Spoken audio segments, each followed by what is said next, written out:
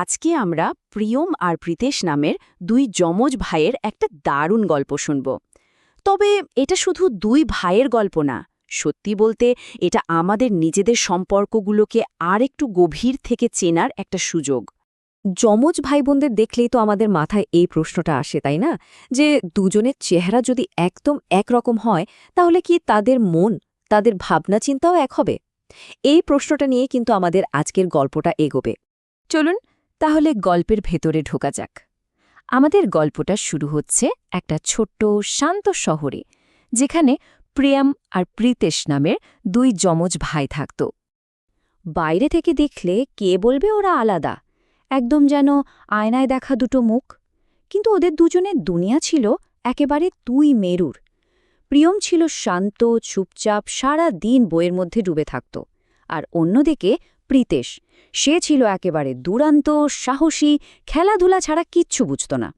ওদের মা প্রায়ই একটা কথা বলতেন, তোমরা দুজন দেখতে এক হলেও মানুষ হিসেবে আলাদা, কিন্তু মনে রেখো তোমরাই একে অপরের সবচেয়ে বড় শক্তি।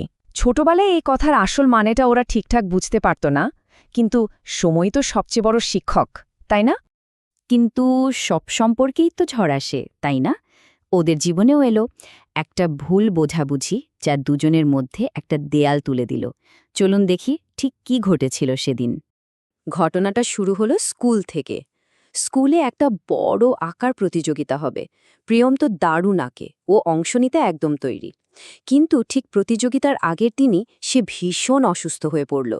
ভাইয়ের মন খারাপ দেখে প্রীতেশের একদম ভালো লাগছিল না, তো সে ভাবল একটা বুদ্ধি বের করি।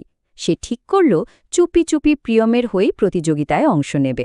ভাইকে কিচ্ছু জানাবে না। ওর উদ্দেশ্যটা কিন্তু ভালোই ছিল, ভাইয়ের মন ভালো করা। কিন্তু অনেক সময় ভালো উদ্দেশ্যও ভুল বোঝাবুঝির কারণ হয়ে দাঁড়ায়। এখানেও ঠিক তাই হলো। ক্লাসের টিচার ব্যাপারটা ধরে ফেললেন, আর সাথে সাথেই একটা গণ্ডগোল তৈরি হলো। প্রিয়মের মনে হলো প্রীতেশ ওর জায়গাটা কেড়ে নিতে চাইছে, আর প্রীতেশের ওর তো ভীষণ কষ্ট হলো, কারণ ওর ভালো চাওয়াটাকেই কেউ বুঝল না। ব্যাস, দুজনের মধ্যে তৈরি হলো একটা নীরব দূরত্ব। সম্পর্কের আসল জোর তো তখনই বোঝা যায় যখন পরিস্থিতি কঠিন হয়ে ওঠে।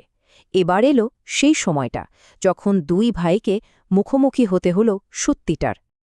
আর এই কঠিন সময়ে তাদের মা এমন একটা কথা বললেন, যা সব জট খুলে দিল। তিনি বললেন, ভালোবাসা মানে একজনের হয়ে আরেকজন কিছু করে দেওয়া না। ভালোবাসা মানে হলো যে কোনো পরিস্থিতিতে একজনের পাশে আরেকজন থাকা। ভাবুন একবার, কি গভীর একটা কথা! এই একটা বাক্যেই যেন পুরো গল্পের আসল মানেটা লুকিয়ে আছে। মায়ের এই কথাটা শোনার পর ওদের মনের মেঘটা যেন কেটে গেল।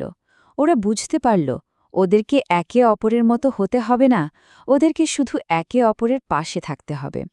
এরপর ওরা যখন একজন আরেকজনকে জড়িয়ে ধরল, সেই মুহূর্তটা শুধু একটা ভুল বোঝাবুঝির শেষ ছিল না, ছিল একটা নতুন, আরও গভীর সম্পর্কের শুরু। ভুল থেকে তো মানুষ শেখে, ওরাও শিখল।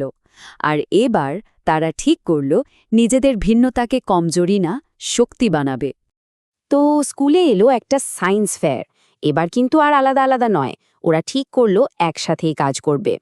প্রিয়ম, যে কিনা খুব চিন্তা ভাবনা করে, ও পুরো প্রজেক্টের প্ল্যান আর ডিজাইনটা বানালো। আর প্রীতেশ, যার গায়ে প্রচুর জোর আর কাজের উৎসাহ, ও সেই প্ল্যানটাকে বাস্তবে একটা মডেল বানিয়ে ফেলল। আর শেষে দুজনে মিলে দারুণ আত্মবিশ্বাসের সাথে সবার সামনে সেটা উপস্থাপন করল। আর কি হলো জানেন? ওদের এই টিম ওয়ার্ক সোজা প্রথম পুরস্কার জিতে নিল। এটা ছিল ওদের এক হয়ে কাজ করার প্রথম বড় জয়। এমনকি ওদের টিচারও খুব প্রশংসা করলেন। তিনি বললেন, তোমাদের দুজনের যে আলাদা আলাদা ট্যালেন্ট আছে, সেটাই তোমাদেরকে একসাথে এই জয়টা এনে দিয়েছে। এই কথাটা শুনে ওদের বিশ্বাসটা আরও পোক্ত হল। গল্পটা কিন্তু এখানেই শেষ হচ্ছে না। এই যে ওরা নিজেদের শক্তিটা চিনতে পারল, এটা ওদের বাকি জীবনটাকে কিভাবে বদলে দিল, চলুন এবার সেটা দেখি। এরপর অনেকগুলো বছর কেটে গেল। প্রিয়ম লেখালেখির জগতে নিজের স্বপ্ন খুঁজে নিল, আর প্রীতেশ হয়ে উঠল একজন বড় খেলোয়াড়। মানে ওদের পথ দুটো একদম আলাদা হয়ে গেল, কিন্তু ওদের ভেতরের যে বন্ধন, সেটা এক চুলও বদলায়নি। আচ্ছা, প্রিয়ম আর প্রীতেশের এই পুরো গল্পটা থেকে আমরা আসলে কি শিখতে পারি? প্রথমত, প্রত্যেকটা মানুষই আলাদা, আর এই আলাদা হওয়াটাই তার সৌন্দর্য। সম্পর্কে একে অপরের কার্বন কপি হওয়ার দরকার নেই। দ্বিতীয়ত, কথা বলাটা খুব জরুরি। নীরবতা শুধু দূরত্ব বাড়ায়, কথা বলতেই কিন্তু সব ভুল বোঝাবুঝি মিটে যায়। আর সবশেষে আসল সাফল্য আসে একসাথে কাঁধে কাঁধ মিলিয়ে কাজ করলে। শেষ পর্যন্ত প্রিয়ম আর প্রীতেশ জীবনের সবচেয়ে বড় শিক্ষাটা পেয়েছিল, আর সেটা হলো রক্তের সম্পর্কের শুরুটা জন্ম দিয়ে হয়তো হয়, কিন্তু সেই সম্পর্ককে চিরদিনের জন্য টিকিয়ে রাখে একে অপরের প্রতি বোঝাপড়া।